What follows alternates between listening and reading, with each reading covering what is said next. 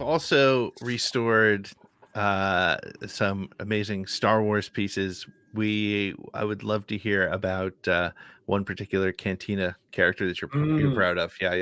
Yeah, that's one of my favorites.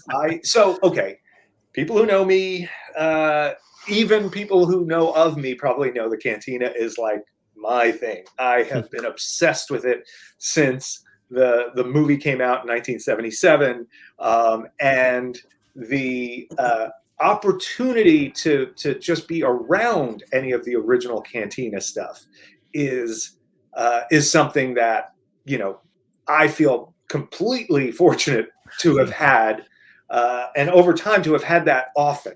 You know, I mean, nobody gets to say that, to be able to go like, oh yeah, you know, I've been around most of the screen used masks from that movie at some point from that scene, or, you know, props and costumes, and to have gotten to know the people that worked on the scene and you know, call some of them good friends now is just crazy to me. Right. But yeah, Muftak is obviously a favorite character of so many people. There he is.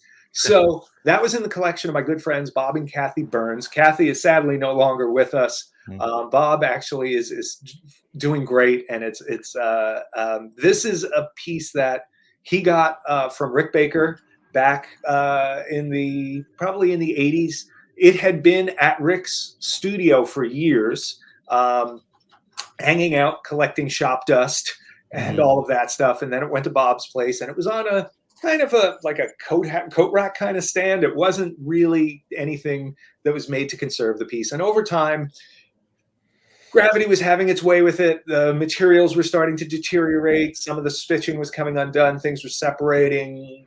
The foam underneath was deteriorating a bit, and the fur was extremely matted and dusty. So what you're seeing here, this is actually like stage 3 of our work. So this is us shampooing Muftak, which we did twice. That's Melissa on the left with me and Christine on the right. Both still with us. Melissa's actually been with us for over 12 years now. Christine over a decade.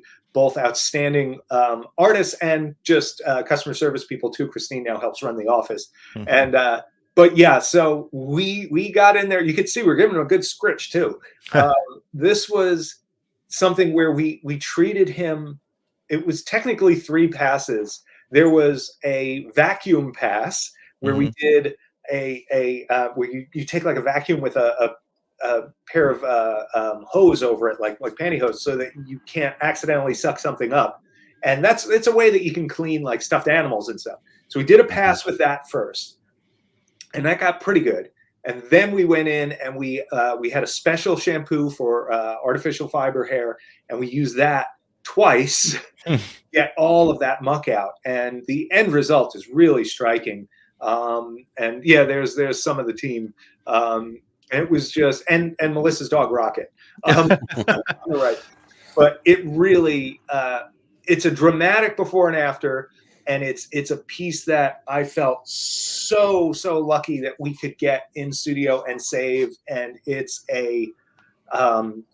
one of these things where even the feel of it, like when it came in, it felt like every time you touched it, something was going to fall off or something was going to break. And the hands are latex, and they were breaking down. And we went in and we resupported everything. We put stuffing in things. We added an underform that was made to fit the figure and support that big head. And you know, when he left, he's solid and he's secure, and he just feels like he's ready to face the next 50 years or something like that. And I dare say he looks pretty good. Fantastic. Looks so good. Yeah, truly fantastic. And I want to ask you about one of 3 people in the world that's ever shampooed a towel. I mean, seriously, that's nothing to sneeze at. No. Except I want to get us. Maybe you will. Well, then again, you might absolutely.